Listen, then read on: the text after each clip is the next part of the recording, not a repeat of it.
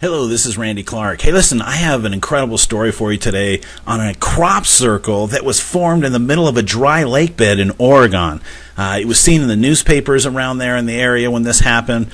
Just an incredible story. If you go on Google, you can find this. It's east of the Steens Mountains there in Oregon. But just an incredible story because from 9,000 feet is what you're looking at right here. And you can clearly see what is there in front of you here. This huge pattern was scored into the dry lake bed in Oregon, and just an unbelievable story because there were some pilots that flew over the area. They're from the Idaho National Guard. A lieutenant in the National Guard there flew over this location, and here's what it looked like from 9,000 feet up in the air. You can clearly see just an unbelievable pattern. This is a Sri Yantra Mandala formation.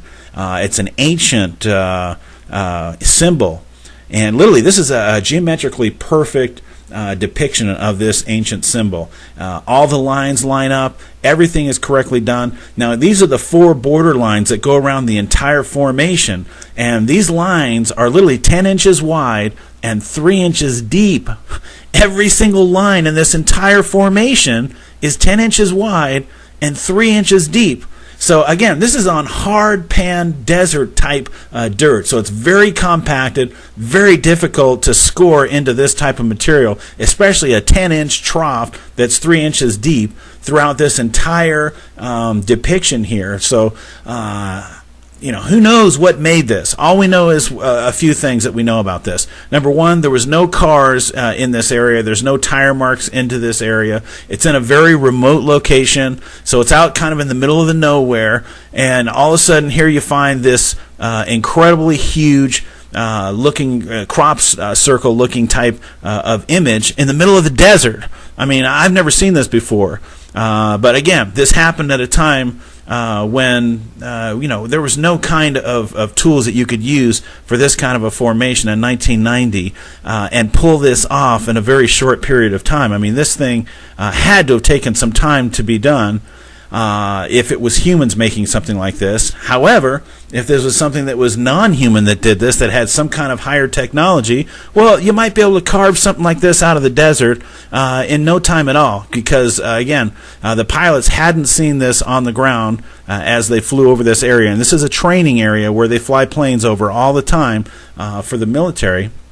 No one saw this. Just all of a sudden, August 10th rolls around, 1990, and these pilots fly over, and all of a sudden, whammo, there this thing is in the middle of the desert. But again, this was not done by humans, it looks like, because there's no tire marks, no footprints, no kind of score marks from machines that you would think that could do something like this. So how do you make something like this in the middle of a dry lake bed? And again, this is 13.3 miles long. If you go to each one of these grooves and you measure the distance around this entire formation through all of these lines, it's 13.3 miles long. You tell me, how do you make a groove 13.3 miles long, 10 inches wide, 3 inches deep, into very compact, hard dirt? Not very easy to do.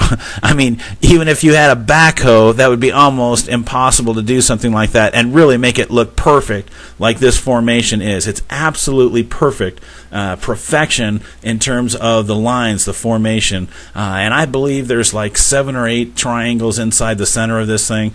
So it's just an incredible formation, again, in the middle of a dry lake bed. Don't know who did it, but obviously someone was very talented who made this. More than likely it came from somewhere else. But hope you guys like this video. If you like, give me a thumbs up. If you want, subscribe to my channel. Go for it, Randy, and check out my other videos as well. So hope you appreciate this video. Take care, guys.